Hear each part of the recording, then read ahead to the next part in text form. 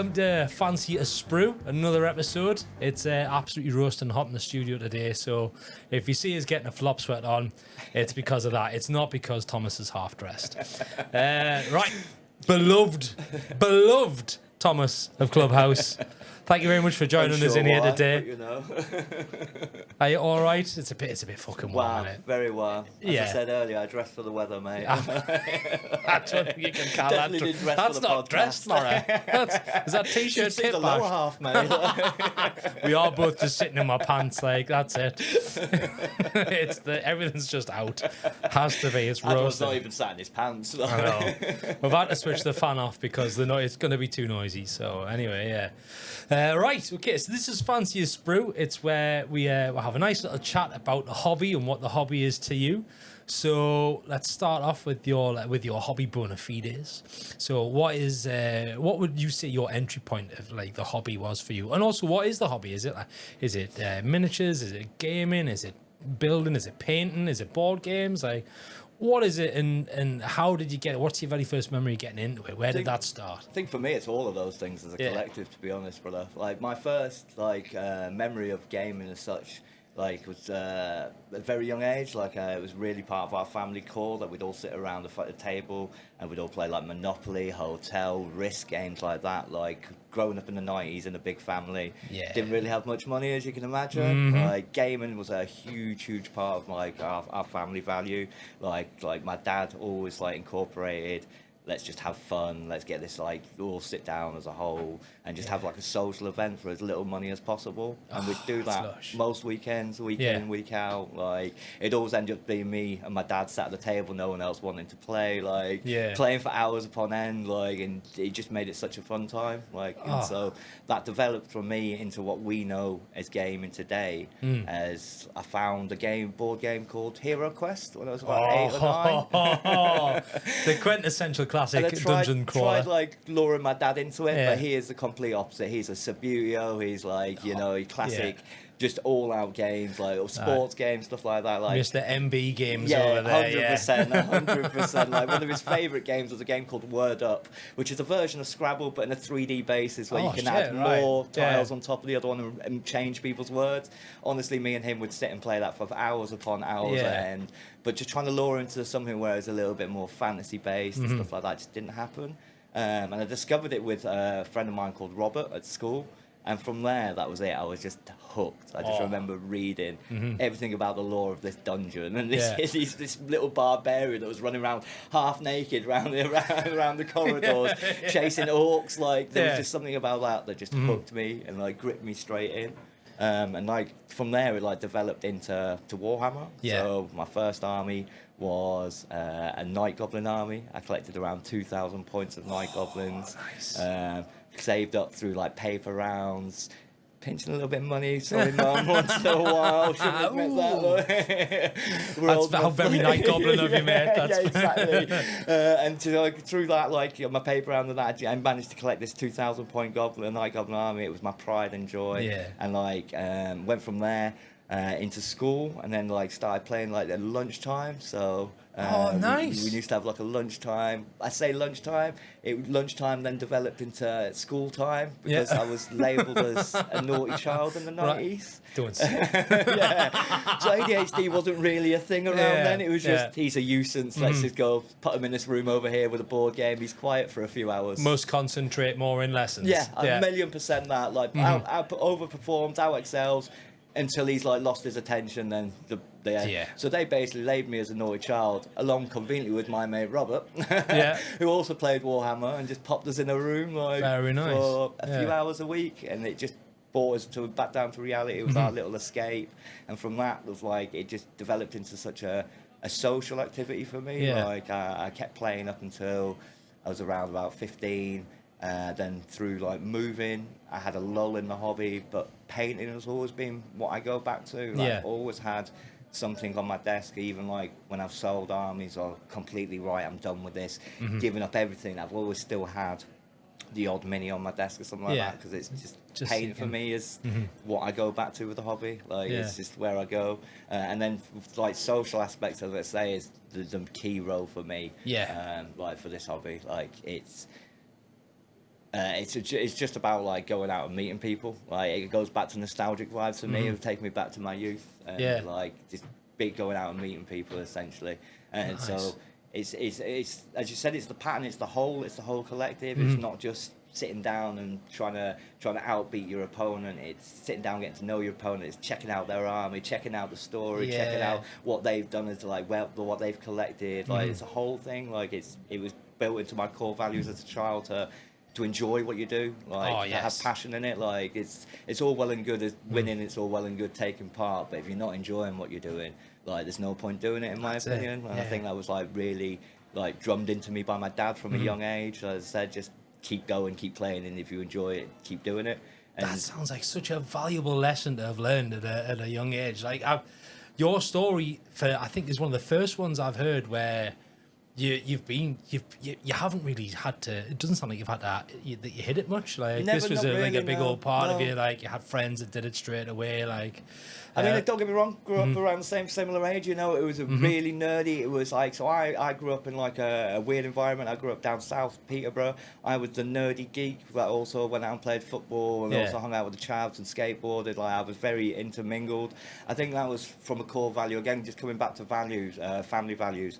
I grew up with a sister with Down syndrome, and I also have a disability myself. So it was just always about making sure, like, people are treated equal, if that makes sense. So like. That's wonderful. It's really ingrained into me from a young age. That like that is I will say that is something I see reflected on you every single time you come down here and you start playing games. Like you I come down here, when we can get a hold of you for 2 seconds, it's like your unbridled enthusiasm is infectious, brother. But you know what it is though, brother? It's not just it's passion. Passion sparks passion, and if you have a conversation with someone at the other end of the table about that model and like why they've built it that certain way or they've painted that way, and you can see it in their eyes, like it just generates, and you just end up having the most like fun 3 hours of your life. Like, honestly, I can hand on heart say I've never had a bad game of 40k ever. Like I've never sat down and gone, oh, that opponent was awful. Like, and mainly because not that I don't allow it, don't get me wrong, like, but I think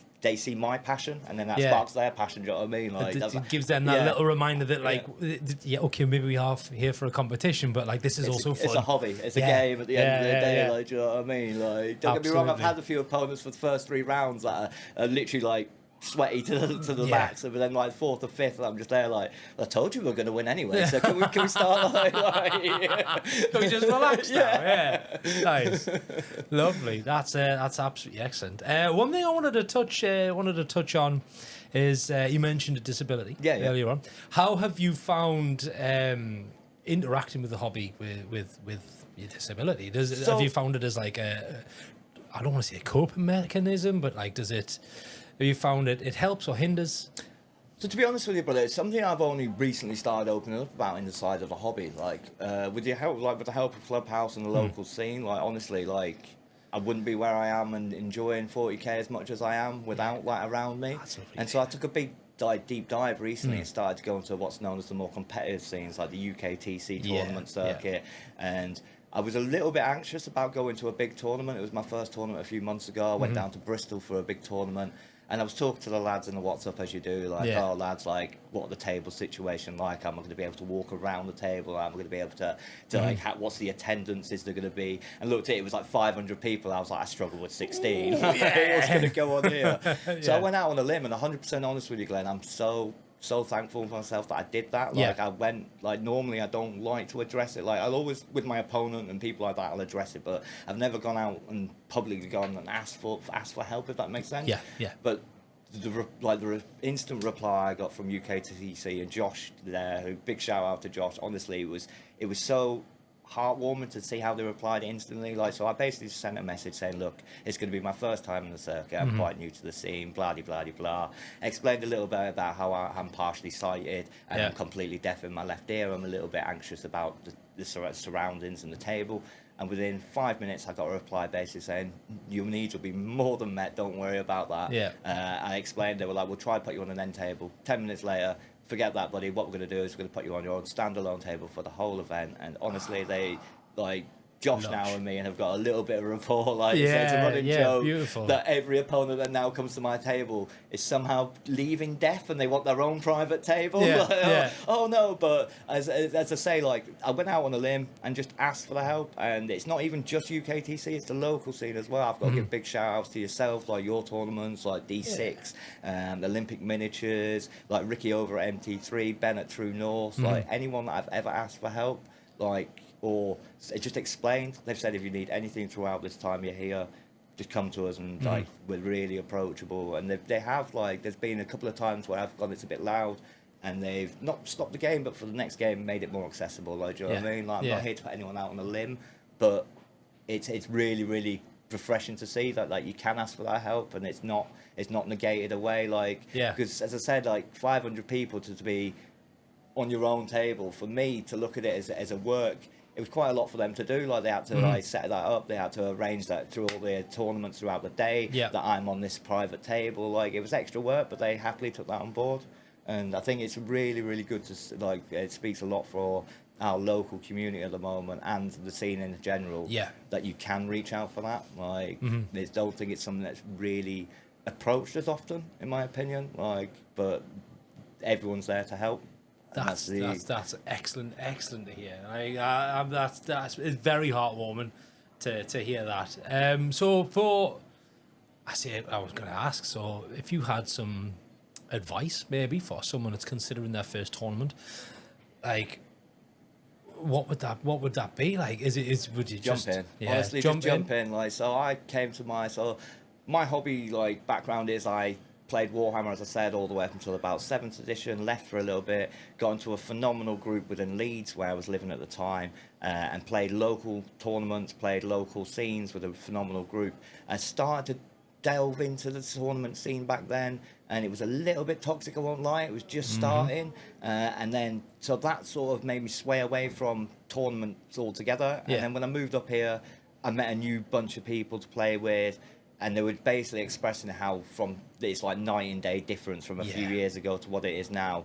And honestly, my strongest advice is just jump in. The people that will speak to you, like my first ever tournament, I played against the Vanguard's tactic player for my first ever game. Oh wow, nice! And Russ, big shout out, like all the way there, like turns out I give him directions to the venue on the way in. You know, big just down here, bro. Not realizing who he was. Like, I'll show you the way. Absolutely crammed, but like this is a good example. As big as a status as they are in our community, and like Vanguard Tactics, it was so open and straight away. We had our own private table. He straight away asked, he was like, oh, is there any reason we're on here? We had a little laugh and joke about it. I said, if you beat me, you know, you're beating a disabled man here. Like, so he has got that on his conscience. Fair. Don't get me wrong, I gave him my own, but it's one of them. But like, everyone is so accepting, just jump in. Not even just around disabilities. If you've got any type of like anxiety, anything like that, based around coming towards these tournaments, my advice is to start local. Find your right type of people, then expand, go further away, because 2 years ago I would never ever have dreamt about going to a travel lodge with 5 dudes at 6 a.m. in the morning to go play plastic figures and dice on a weekend and think it was fun. But here we are, 6 tournaments in a month. I don't know how we do that, but like, do you know what I mean? Like, absolutely brilliant. Like the passion I get from it, and just meeting up with my friends and hanging out and just having 3 hours of fun with someone. It's just do it. That's all I can say.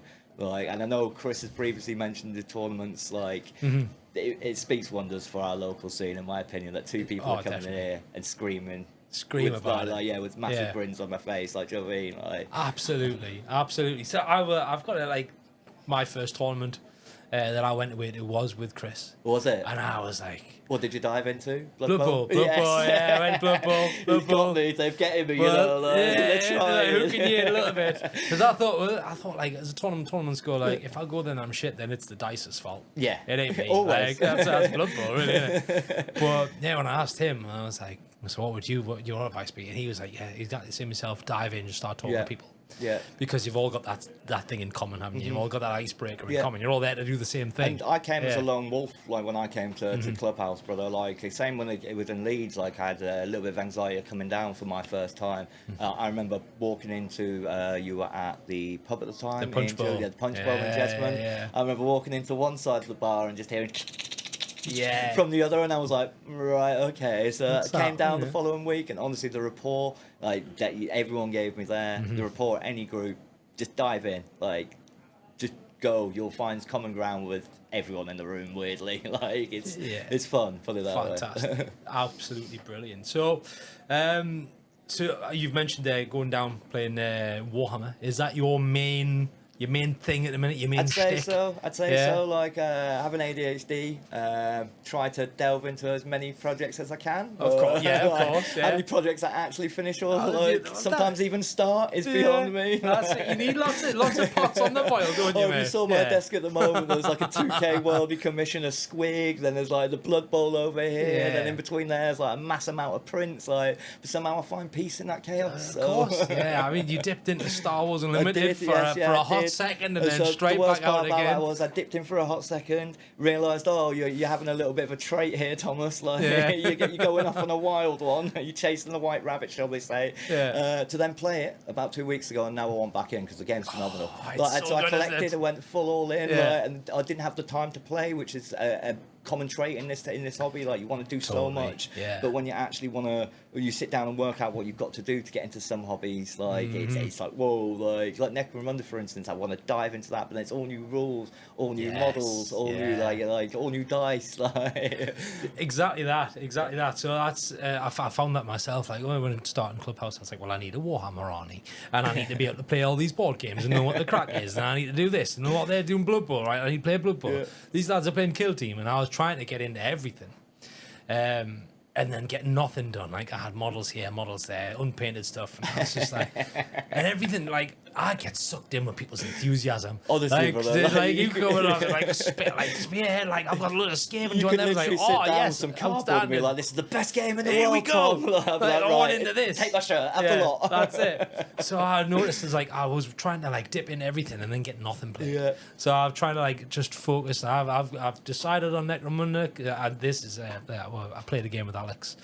And it was just a tester game, and it went so badly for the two of us, but it created this narrative that that's exactly why I want to jump into it, because we scum on the time recently. We know like our boy Matt's about to put on a tournament on a one-day event, and it looks absolutely phenomenal. And just really the way he talks about Necromunda and his passion for it, like it's got me there itching at the surface. That's like, it. Yeah, I've got Goliath on base ready to go at home. Do you know what I mean? It's just getting the time to come down. Like, but I will be there for event, not knowing the rules or not. Like, do you know what I mean? Yeah, I'm there rolling some dice. I'm sure people will point me in the right direction. We all know I'm going to win either way, don't we? Of course, absolutely, mate. Yeah, you're going to rock up and steal the show. It's always come back down to 40k. Essentially, for me, I've dived into Spearhead recently, which if no one's tried it, I'd really suggest it. It's phenomenal. It plays a little bit like a dubbed down version of 40k. Yeah. It's simple. You can pick it up in half an hour, 45 minutes, and it'll hook you instantly. Like, it's just fast paced, getting people rolling the dice, which I always say is the best way to get anyone into a game. Forget rules, forget this. Dub it down to you roll that on. You roll a 4 on that dice. I roll a 3 on this one. Like, do you know what I mean? That creates this narrative. Off you go. Yeah, definitely. Spearhead's a finite amount of models that you need to pick. Yes, exactly. So it's like essentially 20. 30 models maximum, realistically. Like, of course, I went for the Gits, which was the most models. Of course, like, I mean, goblins and trolls, obviously. Love an orc and a goblin, didn't you? Yeah, nice one. Absolutely fantastic. So, all right, I want to touch on the painting side of things as well, because you are a bit of a renowned painter. You've won the best painted in your time Infamous. Here. Yeah, absolutely. How do you find when you're approaching the painting side of things with ADHD? That's what I want to ask you about. If you're all right talking about that. How do I approach with it, or how do I cope with it? That's the one. So, like, do you find you've got lots of like half-started things? Mate, if like you were to walk into my cave, like honestly, there's so many armies. So up until recently, as long as I've been in the hobby, I've never had successfully a 2,000 point army completely finished in one like set. Like, so my Chaos Knights recently, I sat down and I went full weaponized ADHD on it, but I literally did everything within a week. Like, and you have the mindset of, right, I've got sort of production line, I've got this to do, that to do, that to do, and that's what I develop into my painting with my ADHD. I try to have an end goal in mind. Like, so even though I'll start a major project, sometimes I might not finish that project, but each model that I've painted is finished, if that makes sense. Gotcha. Like, so I'll try to control it in a way of, I just need to do A, B, C to get the end goal type thing.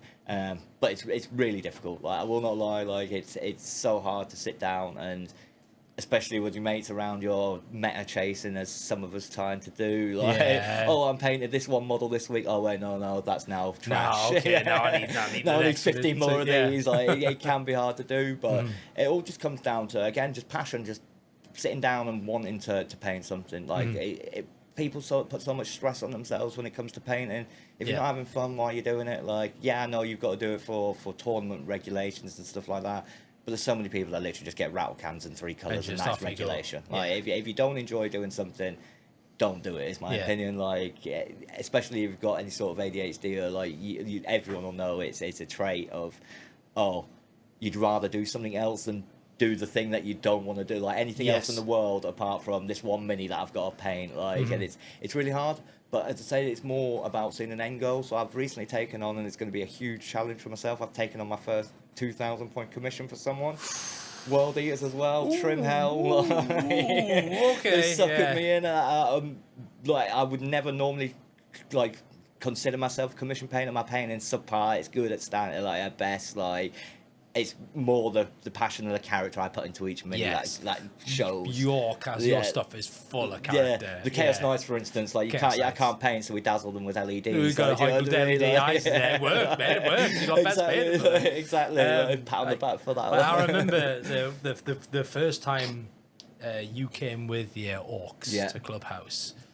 Who was it downstairs? I think Jambo ran over to the table. He ran over and was like, oh my God. And then he came over and grabbed me and was like, you need to go and see his. Yeah.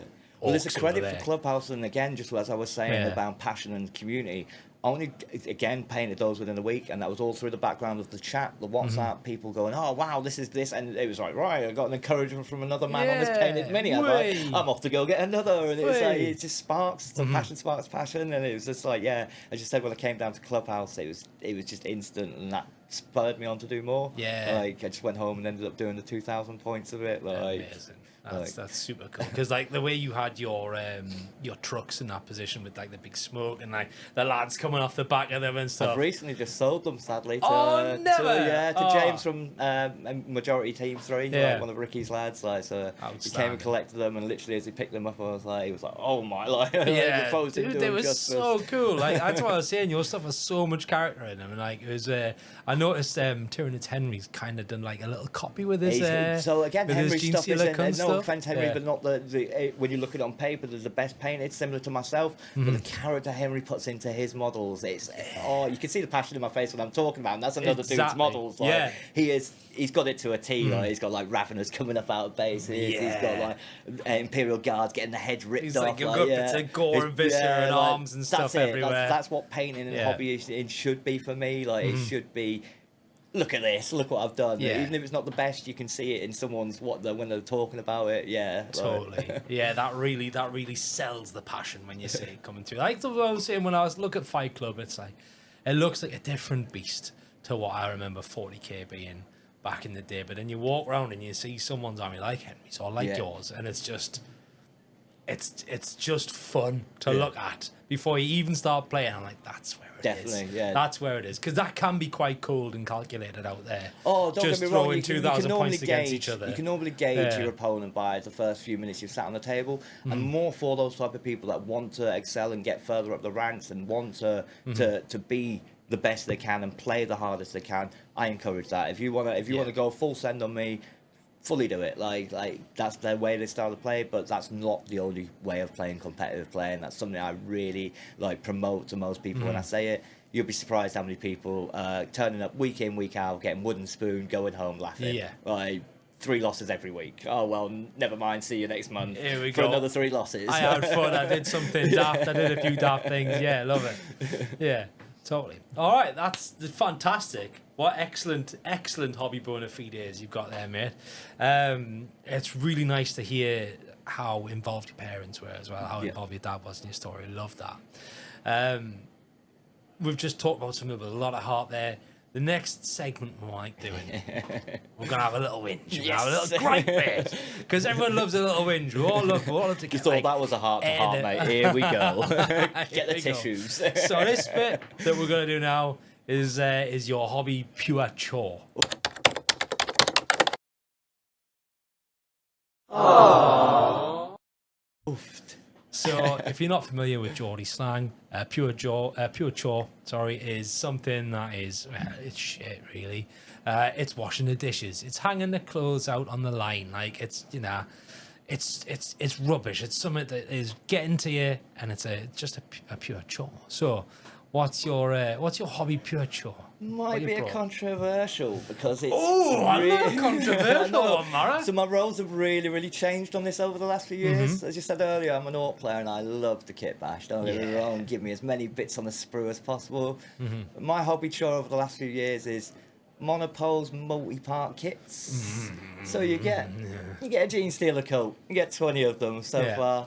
But you're gluing every single finger to the palm for 20 of the same model. Like, this really doesn't need to be a thing. Why are they trying to excel the hobby?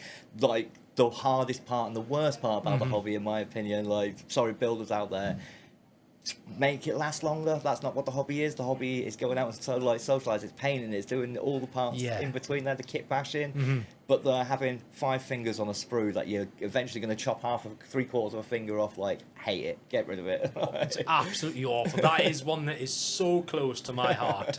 So close to my heart. So a long time ago, when I very first sat and did like a trial for this, we were sitting in Adam's office at his house. We had little mics on, and I had the same gripe because I'd just finished building some Star Wars Legion B1 battle droids. Right, whoever designed the sprue for them, whoever decided to put a B1 battle droid's head in 2 separate parts, you're getting a C. You are absolute Satan. That it's awful. I've had a very similar experience with the Necromunda kits as well. Like, they're such cool models. Especially when it comes in like a 28-32mm, like such a tiny scale. Like, why are they making it harder for people, in my opinion? Like, super glue's the bane of my life. Like, don't get me wrong, like, I absolutely hate it. But when you, again, it's in the sea with it, brother. To get in the sea, man. The Necromunda kits, the neck's a separate bit, man. Just give us a solid torso. And it's such a shame to see. As I say, my youth was literally orcs kit bashing. Like, the old boys kit was phenomenal. You got so much on it. Pair of twerking legs. Yeah, man. Like, big stout back, body, 2 arms, off you go. Yeah, but then the thing was, you could take those legs and then from another kit just put this on it and do that and do this. No, like, now it's, you open up the sprue and you're like, oh, it's 3 pieces to make that. And it's like the mold lines are all like the sprue. It's like trying to like, and one of the old boys, I remember putting them together. So I put them together recently. It's got like, it's like under his pecs and then is it down. The new ones? The new orc boys you're on about? Like, where it's sort of like breaks, doesn't it? Underneath his torso, underneath his nipples. Like, then there's a gap here and a gap here, and it's like, well, I've got to get my sprue go out. Absolutely. Like, it's just really not a good introduction to the hobby for me. As I said, like, it should be. There you go. There's a mini. The overly complicated bits of it, man. Yeah, it takes all. I wholeheartedly agree with you with this because it's like, I used to really enjoy that as well. Like, Catachans were my thing back in the day. I've said this so many times. People are gonna like get sick of me talking about the Catachan models, but it was like a nice round, nice round torso, a head, 2 arms, and a pair of legs. Off you go. Now you can get creative. You've got your skeleton. And it's like, now it's, as you say, you got these orcs. So you've got to like glue that orc together. Then you got to go back in and like start snipping bits off. It's just like, I feel like it's just too much. I feel like I think they're trying to extend it out. I think especially with that, like, it's when I said it's more it's not the multi kit. Don't get me wrong. I love a multi kit. It's the mono pose as well behind the multi kit. Like, it's as you're right. It's so hard to pose, so hard to change, so hard to add character to what they're producing at the moment. Yeah. Whereas back in the day, even with your Catachan, you got 10 arms, but you could pose it in every single way you wanted. You do go wherever you want with it. The hand's bang, that's it. It's firm, and it's taking you 10 pieces to get that firm hand. It's I thought I might have been a bit controversial on that one. Absolutely not, man. I'm so glad you brought that because it's one of my biggest gripes. Like, I used to really enjoy that side of the hobby, like giving everything a bit of individual character, and now it's like I look at the so when I see it's quite hard to explain. When I see, so if I've got a task in front of me, yeah. say for instance it's like tidying a room or gluing something together on gluing a model together, and I see like hundreds of individual things I've got to do. Yeah, I get such anxiety from that. Imagine, I used to get big into comics, and I had them in the graphic spare room. novels. Well, I see you trying to flog them. But I had loads of single issues as well. I was big into my single issues, and I had pile in there, and then I had a couple of bad weeks where my mental health dropped through the floor. I wasn't in there, I wasn't sorting them, I wasn't putting them in the bags and boards, and then that couple of weeks I walked back in and I saw, right, okay, before I can put these ones on the shelf, I need to sort those ones out. And I was like, I got anxiety. I was like, I can't deal with them, so they go in there now.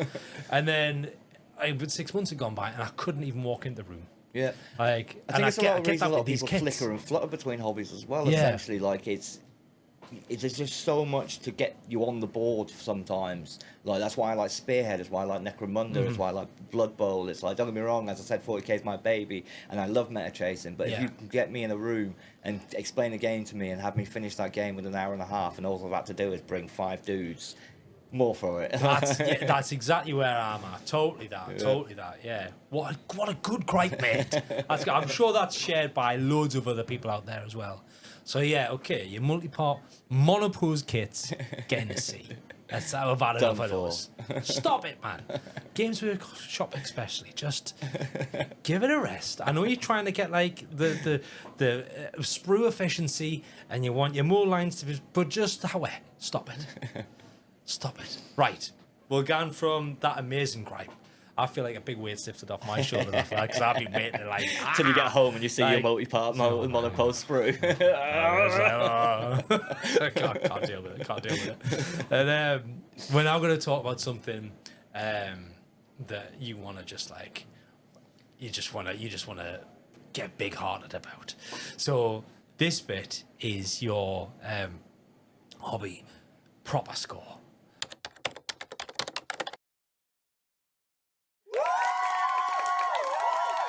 So again, Geordie slang, proper score is it's mint, it's class. Proper score. It's a proper score. It's like something you weren't expecting that's just made you happy. Oh, that's mint. What's that? Oh, I've getting my meal deal. I've not been charged for my Mars bar. That's a proper score. That's mint. I'm getting something out of a vending machine. Oh, I'm getting an extra can. I might be a bit hungry actually. I think about this. All me metaphors are food related. Where's that stock room? Proper score. So said lunch was included, didn't they? We get pizza after. Mate. We get pizza after. So yeah, something you wanna gush about. So there's a couple, but one of them. So the reason I've got a couple is one of them's already been touched on before, but it's obviously tournaments. It's obviously for me. It's local, expanding, going to tournaments, being with your mates, talk to people across the table, rolling dice. Yeah. Nothing better. Like nothing better. Honestly, it's just so much fun. Yeah, but as I said, it's been talked about before with Chris, and it's widely promoted. It's been touched along a lot in this podcast. So all I can say on that one is go. Just literally get in amongst it. Go. Spend your money, enjoy your weekend. You're the one regret it. You'll come back and love the following month. Then my other one is something that I really, really promote and I've suggested to a lot of people, and they're not for everyone, don't get me wrong, is glasses. So magnifying glasses. All right, okay. So with me having partial sighted eyes, it's something that I've promoted to several people within Clubhouse, some of our elderly members, so stuff like that, people that are partially sighted. For me personally, they're an absolute godsend. They make you go from like, it's a painting now. Essentially, to me, it's sort of like colour by numbers with these glasses. You get to see absolutely single everything. Right? Don't get me wrong. It's also like a hindrance because you're like, oh right, I've just missed that line. I'll have to go back in. I just missed that line. And keep going back over yourself. But if you are struggling in any way, shape, or form, I would suggest to try them at least. They take a couple of days to adjust to, but they are by far my go-to, and it's since finding them, I went from painting real grim dark style because it was the only thing I felt comfortable doing. Just a quick dry brush here, a lot of streak dry here. Like, oh, that's pretty. Like from doing that to more vibrant, more poppy like painting, and it's literally down to those glasses. Like they've give me the confidence to pick up a mini and go, oh, that's an eye. Oh, that's actually a tooth. I can actually see all the detail on this thing now. That's not a nose ring. That's a booger. Like, do you know what I mean? That's it. Like, so they're, for me, they are. I would suggest to absolutely everyone. Like, so, that is unlock the potential for you to actually. Cause I was going to say your orcs are like they were fucking vibrant as fuck. Now we know the secret. Yeah. I can't actually paint. It's just there like, with my binoculars. Like getting right close like this, trying to, but like So that actually those glasses free you up and like have given you the confidence to be able to like change your more style around the hobby aspect, and then like around the painting aspect inside of it, and like and then just tournaments as well. Like this, but don't wear your magnifying glasses to tournaments. You might don't combine the two. You never know. I might start playing a bit better, but all right, mate. Might start playing better. Those threes I'm rolling are actually sixes. I've been looking at them wrong the whole time. Oh shit. Yeah, nice. I need to get the pips enlarged on me dice. Hey, is that a thing? We'll be talk to Ali soon. Nice. Just one pip each side. Get a muckle one.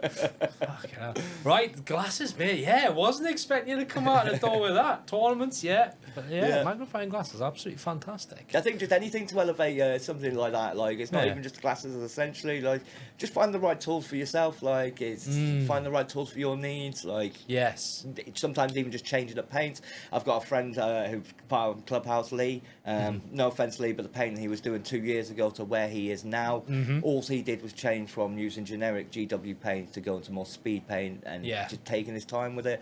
And I used to really, really hate speed paint. Recently, I've done a Demon Prince and I'm ashamed to say I really enjoyed them. Like it took me 3 hours to do a whole Demon Prince, trim included. Amazing. And I was just like, oh, I've been missing out. Like, I've been looking down on this. Like I've been doing like 4 layers of highlights. Me thinking I have the right tools, but exploring as well. Like just find the right tools for yourself and exploring and just having fun with it is the main thing. Totally, that I was about to say. Just like circling back around to your previous point, like if you're not having fun with it, why are you doing it?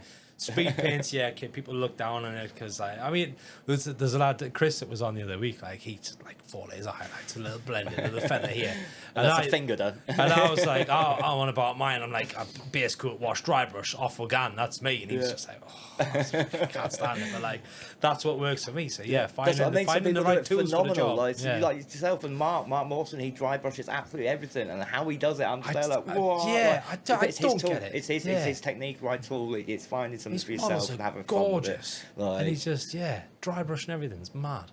But fantastic. All right, find the right tools for the job. Excellent. That's really cool. Right, okay.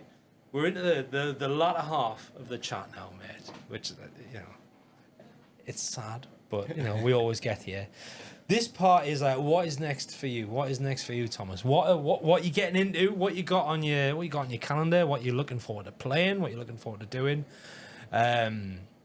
What are you going to be about in the next, like, what's next on the plate? So as I mentioned, a little bit anxious about it, but 2,000 point worldly commission. We'll see if that comes to fruition, Chris. We'll see if we can get it in time. There is a time scale on as well, which is a bit risky for me. Right, so there's that, and then the big one for me is LGT, London Grand Tournament, UKTC tournament scene. Nice. It's one of the biggest in the world, apart from Las Vegas. Again, I've only deep dived into the tournament scene this year, and I've been to every single one since my first one. That speaks volumes for it. So London GT with the lads, long weekend the Project away. Mayhem lads. Long weekend Outstanding. away. Big fun for that one. I've got Ben's at the end of the month coming up, and then just locals after that. Like hopefully trying to take a little bit more deep dive into the hobby side of things. I've started painting some custodes. I've also started painting some desk guard. I've started painting some orcs again. I mentioned myself. This is where I come down to. I've got an end goal, but I'll keep each project separate, like type thing. But I've got a few things lined up. But the main one for me is LGT. You're going to go LGT. Mint, go large. Having it big. Big one. Fantastic. What are you taking to it? So predominantly I'm going to take my Chaos Knights, I think. So gripe around that is the size of the models, trying to have to transport them. You've no idea, Glenn, that's nothing. That's just one. I have to carry 5 of them now. I turned up to a tournament like that the other week, and then I was like, and Ollie's got the other bits. So I was like, what? Honestly, that's the only gripe around it. But probably Chaos Knights, because the rapport I get on them when I put them down on the table. Yeah, those lights. Yeah, there's nothing. Come on. There's nothing better than a full-grown man complimenting your pink painted models. Is there? That's Like, it. that's what I go for. Really. On the eyes glow. Oh man, that's so good. Yeah. Oh yeah, this little thing. Yeah. So yeah, probably my Chaos Knights for that reason, and I ended my first season with them. Want to continue on, see where I can get to. I'm not there in any way, shape, or form. No. I'm the least casual player, but it'd be nice to see where I can sort of get to. Where you place, maybe another top best 15 in the UK at the moment. So going for it. No one near our boy Ratner yet. Like, watch a few more of his games, and we'll pick up a few tricks. You know. Yeah. I'm sure you'll see him down there. Oh, definitely. He's going down with us, I believe. Fantastic. Oh, that's mint. All right, so plenty of tournaments. Yeah. Plenty of tournaments coming up. Brilliant. That's mint. Thank you very much for coming in, having a crack with us today, Thomas. I've thoroughly enjoyed it, mate. Thoroughly enjoyed it. So if we're going to take one message away from today, it sounds like it's getting amongst some tournaments. Yeah. Getting amongst some tournaments. Passion tournaments. Whatever it is you have a passion for, if it's Blood Bowl, if it's Kill Team, if it 40k, Age of Sigmar. Yeah, everything, anything. Star Wars. Find yourself a tournament, get involved. Check out the Clubhouse website. I want to do a little plug for Clubhouse. I don't normally do this. Check out Clubhouse. So, brother, we've got loads of tournaments going on. Like, we've got loads of different stuff going on. You like a little indie skirmish game? We got Dead Man's Hand. We're gonna have a Kill Team tournament popping up. We've got Gaslands. That's what I mean. The variation when people say to me, "What goes down in the Clubhouse?" What doesn't go down on Clubhouse? We're like a little bit easier to answer. We're like sometimes, it's everything. The variation, as you said, get jumped in, and you never really do give yourself a plug. And something that you should really give yourself credit for down here is the amount of people that leave here smiling, myself included. As I said, anxiety suddenly left the room. Like as soon as I get down here, like don't get me wrong, you know better than most. Getting me down sometimes through anxiety and ADHD is the hardest thing in the world. The soap in the bath, mate. But once you're here, you'll instantly it's gone. Like, do you know what I mean? Like, it's a completely different world, and it's a credit for Clubhouse and the whole. Thank you I think very much, brother. Big plug for Clubhouse tournaments, like huge plug for them. Lovely, mate. And then I'll give you a $5 later on. Yeah. Don't try to slide me out 50%. All right, that'll do.